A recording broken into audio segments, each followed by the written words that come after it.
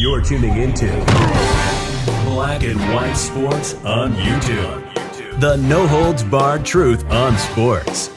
The main event starts now. All right, Black and White Sports supporters. Well, we're going to talk about Caitlin Clark and Christie's sides. That's right.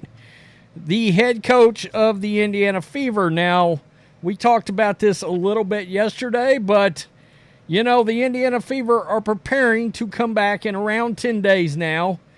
And I do understand that the Indiana Fever are trying to keep people engaged. I get it. If I was the WNBA, I would have been cringing knowing that this Olympic break was coming up, because they had a lot of momentum for the first time in basically 25 years of this league. They had a lot of momentum, and the ratings reflected it. But they're trying to keep some momentum as we head towards the playoffs. There's 15, 16 games left. And we talked about this yesterday. If the playoffs, if the league ended today, their season, the Indiana Fever would be in the playoffs right there, right? With the second to last spot in the playoffs. The season don't end yet, all right? We got 15, 16 games left, and we've got a big push coming, right? Now, we've also talked about the fact that Christie Sides plays the best defense on her own team, and Caitlin Clark, better than anybody else, any defender in the league. Now, she has been roasted all season by sports fans, Caitlin Clark fans that are just coming into the WNBA, but maybe have watched a lot of college basketball and have watched a lot of NBA, et cetera, somebody like me. And we're just now consuming Christie Sides as a coach. But we've seen a lot of basketball, and we know when things just don't look right. Christie Sides is the queen, so to speak, of knowing when to call a timeout and end her own team's scoring run, or not call a timeout when they're getting the absolute crap hammered out of them in some 18-0 run or some 14-3 run or whatever. She refuses to call timeout. Nonsensical benchings all over the place, including Caitlin Clark, at all the wrong times. Now, I will say this. This team has got 3 All-Stars. One could contend that this team has underachieved this year. And I think we're starting to talk about Caitlin Clark in MVP conversations. Damn Rookie of the Year, MVP conversations. But it feels like her and her teammates are trying to ice skate uphill, as Wesley Snipes, as Blade would say. I get that. Well, enter in the Indiana Fever yesterday posting this video. This is a pre-practice scavenger hunt. Now, guys, I managed for a long time in the corporate world. And you would occasionally get these people, and I'm talking about at a high level at times, and I would get these nonsensical bosses come through. And they usually didn't last long, to be quite honest with you. And they would want to do things like this as, quote, character building and bonding exercises. And the reason I kind of roll my eyes is because I've seen the response to workers and people going through this, and everybody's rolling their eyes. And I thought, man, am I just such a hard ass that I just detest this kind of crap? Because this feels very junior high basketball-like, not professional basketball-like. I hate it. As professionals, I hate it.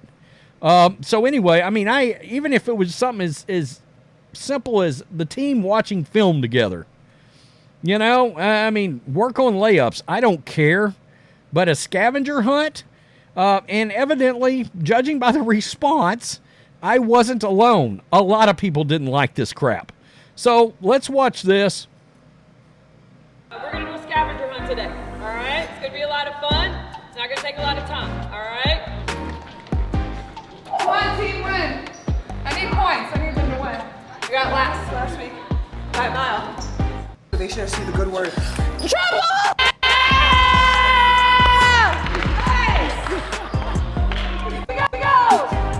Okay, so you get the gist of it. The team went on a scavenger hunt, right? And I know there's people out there that love this kind of crap.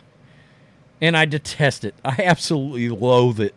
I'm like, oh my goodness, if we're not going to be productive here, can we go to the house? Because you're wasting our time. We're professionals. We're not even in college. All right?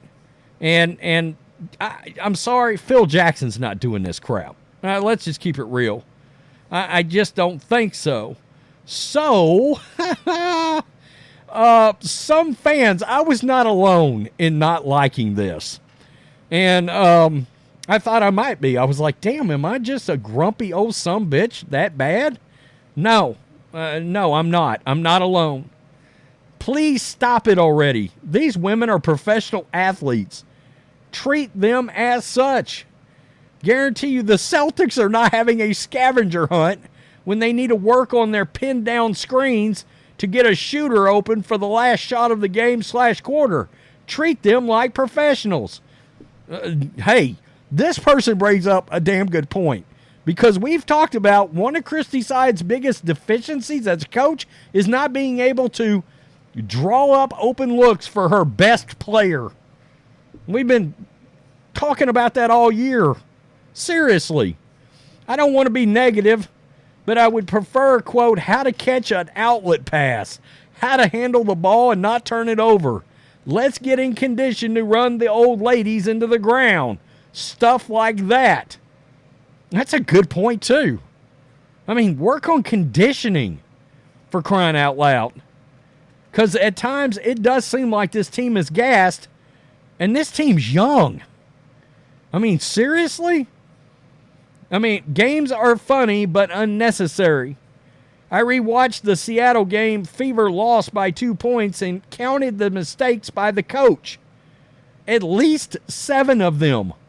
Wrong lineup. Boston on the bench too long. Playing 3 guards at once. Oh, we've seen that a bunch.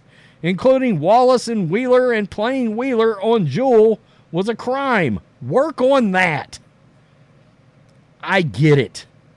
I absolutely get it. I mean, Jesus, why are they still playing carnival games, dog? We legit going under 500 post break. I get it. I get it. I agree. I expect a pro ball team to be shooting baskets and training, not playing. This did not go over well. And you had a few of these bended knee people that think this is all cute and all that kind of crap. I hate it.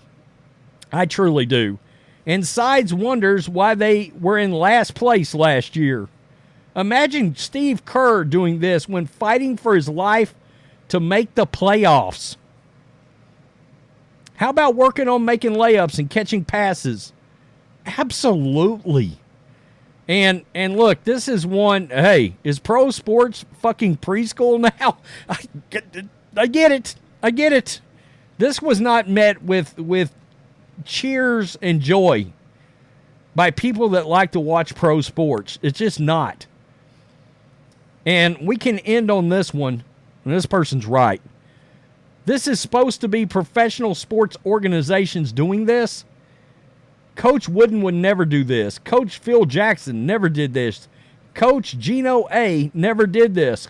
Coach Sides is not a serious professional coach. I tend to absolutely agree with that. There's another one just crushing her. I get it. And I don't feel like this is people just complaining to complain.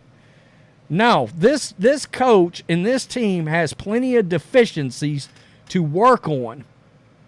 And I think it's things just like this that just feel void of any really productiveness as it pertains to, play on the court. I mean, I don't know. I know there's going to be people that eat this crap up. And again, they're going to be like, oh my God, you're complaining about anything, blah, blah, blah. I just don't love it. I don't. I think there's so many things as a professional that this team could be working on, or that Christie Sides could be working on. I don't think you waste time doing shit like this when you're coming down the stretch run trying to make the playoffs. Because as of right now, if it was me and I was the GM or I was the owner of the Fever, Christie Sides is coaching for her job right now. All right? and this team is playing and trying to get her to keep her job. And I think a lot of us believe no matter what, unless she flips a switch and they make it to the finals or something like that, she ought to be a goner anyway. I don't know. Tell me what you think. Peace. I'm out. Till next time. Thanks for watching the show. Be sure to like, comment, and subscribe.